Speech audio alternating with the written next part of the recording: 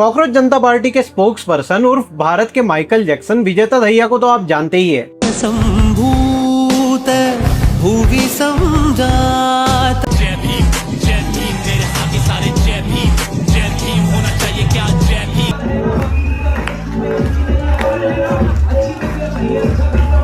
पर ऐसे world class dancing के साथ भाई हिंदुओं को भी इतना हेट करता है जितना जाकिर नाइक भी नहीं करता होगा। इसके कुछ वीडियोस देखो। क्या भगवान एनिमल फिल्म के रणविजय जैसा सैडिस्ट हो सकता है? क्या आदि शंकराचार्य एक हिपोक्रेट थे यानी एक बहरूपी है? एक दिन इंस्टाग्राम चला रही, सामने आई प्रोफाइल शिव की। शिव कौन? अपने हरियाणा का छोरा, देसी बंदा। ऐसे एक बार ठंड लग रही, वहां पे देखा शमशान घाट में चिता जल रही है, उसके आगे बैठ के हाथ सेकने लग गया। यज्ञ हवन से शायद कोई फायदा होता नहीं, क्योंकि 3500 साल से जो लोग यज्ञ कर रहे हैं उनका दिमाग तो शुद्ध हो नहीं पाया, तो पर्यावरण क्या शुद्ध होगा? जिस राह पे तुम चल रहे हो बेटा, एक दिन पूरी तरह फंसोगे। पर अब ये अपने हिंदू हेट के चरम सीमा पर पहुंच चुका है। हिंदू आतंकवाद पे कोई आज तक फिल्म बनी है? But do you think Hindu आतंकवाद इज अ लेजिट थिंग और ऐसा लेजिट थिंग क्या भाई? तो मालेगांव ब्लास्ट फिर क्या था? But do they represent it like this? कि मतलब तो फिल्म बनी कहाँ है? मालेगांव ब्लास्ट पे बना दो फिल्म, बना दोगे क्या? है किसी की हिम्मत? और इस बात में ये अकेला नहीं है। इसी लाइन में स्वरा भास्कर, महेश भट्ट और दिग्विजय सिंह जैसे लोग भी थे। पर मेरा इनसे सवाल ये है कि आपकी पार्टी तो साला वो नीट के मुद्दे पे आई थी ना, तो आप ये हिंदू आतंकवाद वाले में कैसे घुस गए? लगता है ये पागल हो गया। अरे पागल नहीं भाई, इनका सीन कुछ ऐसा है। मुंबई की ना दिल्ली वालों की, पिंकी है पैसे वालों की। अब सोरोस ने लात मार के बोला होगा कि एजेंडे पे आओ, तो भाई साहब आ गए, क्योंकि कैसा है Everybody gotta justify their salary, man. तो आइए इस वीडियो में देखते हैं विजेता दहिया के हिंदुत्व टेरर एलिगेशन पर। अब जिन लोगों को पूरा वीडियो नहीं देखना, उन्हें संक्षिप्त में बता दूं कि वीडियो का कंक्लूजन क्या होने वाला है। खुले में हगना बंद करो, बाहर में जो हगेगा अपना गू खाएगा। तो इस कहानी की शुरुआत होती है 1998 से। बीजेपी सत्ता बनाने जितनी पावरफुल हो चुकी थी और उसी वक्त पैरेलली कांग्रेस की प्रेसिडेंट बनी सोनिया गांधी। इसी पीरियड से एक पैटर्न शुरू होता है जहां हर बड़े लॉ एंड ऑर्डर इंसिडेंट में आरएसएस को ब्लेम करना पार्टी की डिफॉल्ट स्ट्रेटेजी बन जाती है। मतलब आपको याद होगा 1984 में एंटी सिख राइट्स हुए, जिसके बाद राजीव गांधी का ये बड़ा स्टेटमेंट आया था। कुछ दिन के लिए लोगों को लगा कि भारत हिल रहा, लेकिन जब भी कोई बड़ा पेड़ गिरता है तो धरती थोड़ी हिलती है। राइट्स में सारे अक्यूज्ड कांग्रेस कार्यकर्ता थे। फिर भी 1999 में मनमोहन सिंह ने स्टेटमेंट दिया कि दंगों के लिए आरएसएस जिम्मेदार है। 2002 के गुजरात दंगे के बाद आईपीएस ऑफिसर संजीव भट्ट ने कहा था कि मोदी जी ने ये कहा है पुलिस वालों को कि हिंदुओं को अपना गुस्सा उतारने दो। Sanjeev Bhatt has been a prime witness in the Gujarat riots case, alleging that the chief minister was directly involved. Supreme court appointed SIT ने यह सब फॉल्स बताया। भट्ट की टेस्टिमोनी में जो ड्राइवर था वो गुजरात में उस दिन था ही नहीं। ऊपर से इनकी वाइफ कांग्रेस टिकट पे इलेक्शन लड़ी। भट्ट कांग्रेस नेताओं से मेल भी खेलते थे। सुप्रीम कोर्ट ने इनके लिए वर्डिक्ट में लिखा कि he is not acting bona fide and he is catering to interest elsewhere. मतलब एक आईपीएस ऑफिसर कांग्रेस के साथ मिलकर मोदी को फ्रेम करने की कोशिश कर रहा था। Patronized by Congress party, of NGOs, of selected bureaucrats, civil servants and police officers who are doing their bidding to defame the Gujarat government and Narendra Modi and Amit Shah. इसके exact 4 साल बाद 2006 में मालेगांव में एक धमाका हुआ और कई लोग मारे गए। इनिशियल इन्वेस्टिगेशन में 9 लोगों की चार्जशीट फाइल हुई, जिसमें एक शब्बीर नाम का लड़का था जिसकी मालेगांव में बैटरी की शॉप थी। इन्वेस्टिगेटर्स को उसकी फैक्ट्री में आरडीएक्स के ट्रेसेस मिले। रिपोर्ट्स थी कि वो एलिजेडली एलईटी का ट्रेंड ऑपरेटिव था। ये इन्वेस्टिगेशन का ट्रैक छोड़ के गवर्नमेंट ने इसे भी हिंदुत्व एक्सट्रीमिज्म के नाम पे फ्रेम कर दिया। 2008 में लेफ्टिनेंट कर्नल श्रीकांत पुरोहित, एक सर्विंग आर्मी ऑफिसर को अरेस्ट किया गया। Now, 2 retired Indian Army officers are being questioned for their role in the blast. Now, the officers are suspected to have provided some sort of training to those who have in fact been arrested.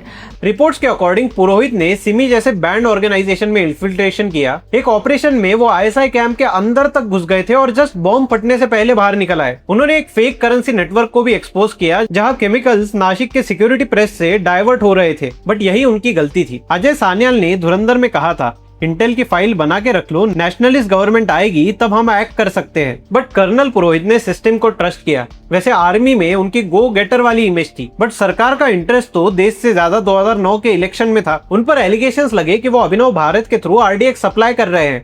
A less known group like the Abhinav Bharat has suddenly shot to prominence after its alleged role in the Malegaon blast, and it's the same story with countless other small Hindu and Muslim extremist groups that lie low. पुरोहित को लगभग 9 साल jail में रहना पड़ा। 2017 में finally उन्हें bell मिली। Court में army के 59 विटनेसेस ने टेस्टिमनी दी कि पुरोहित मिलिट्री इंटेलिजेंस का काम कर रहे थे और एक्सट्रीमिस्ट ऑर्गेनाइजेशन में इन्फिल्ट्रेट करके इंटेलिजेंस गैदर करना उनका एक्चुअल जॉब था। 59 आर्मी ऑफिसर्स एक ही डायरेक्शन में, पर सरकार को तो अपना एजेंडा चलाना था और इसी एजेंडा में दूसरी स्टेप थी साध्वी प्रज्ञा। साध्वी प्रज्ञा ठाकुर, लेफ्टिनेंट कर्नल पुरोहित और अन्य लोगों तक हेमंत करकरे की जांच नहीं पहुंचती तो देश में की राजनीति में हिंदू आतंकवाद के जुमले पर इतना राजनीतिक घमासान नहीं होता। 2008 में उन्हें अरेस्ट किया गया, कस्टडी में टॉर्चर किया गया, इसी जेल में उन्हें कैंसर भी हुआ। 2008 से 2017 तक 9 साल वो बिना कन्विक्शन के जेल में रही। बॉम्बे हाईकोर्ट ने जब 2017 में बेल दी तो ऑर्डर में लिखा prima facie there is no case against her. 2016 में ATS ऑफिसर महबूब अब्दुल करीम मुजावर,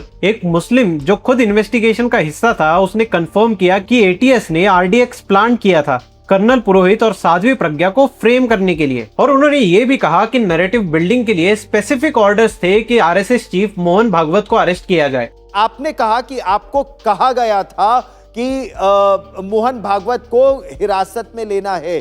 किसने आपको कहा था? क्या आपको हुक्म दिया गया था? क्या आपको आदेश मिला था? मोहन भागवत जी को भी लाने का तपास था। मैंने वो काम नहीं किया, इस वजह से मेरे पे झूठे केसेस हो गए थे। 9 साल बाद जब कोर्ट ने इसे सीरियसली देखा तो उन्हें समझ आया कि ये तो केस ही नहीं बनता और 2025 में स्पेशल कोर्ट का वर्डिक आया, नो रिलायबल एविडेंस।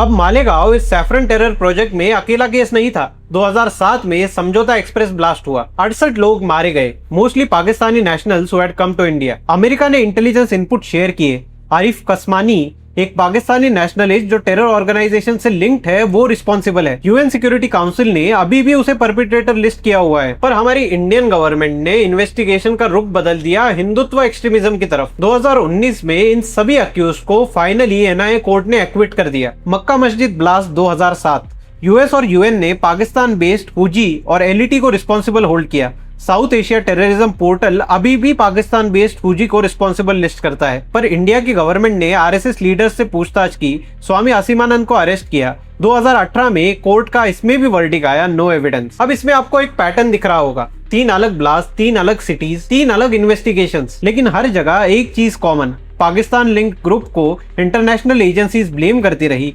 इंडिया की गवर्नमेंट हिंदू ऑर्गेनाइजेशन के पीछे गई और हर बार कोर्ट ने बोला there is no such thing as Hindu terror. एक और इंसिडेंट देखते हैं 26/11 का। पाकिस्तान के टॉप कॉप तारिक खोसा की इन्वेस्टिगेशन ने कंफर्म किया कि ये LET टेररिस्ट थे, पाकिस्तान से ट्रेन होकर आए और कसाब पाकिस्तान का ही नेशनलिस्ट था। लेकिन कांग्रेस ने उस वक्त भी हिंदुओं को निशाना बनाया। कांग्रेस लीडर AR अंतुले, महाराष्ट्र के ex chief minister, publicly suggest कर रहे थे कि हेमंत करकरे जो ATS चीफ थे और अटैक्स में वीर गति को प्राप्त हुए, उन्हें RSS ने मारा।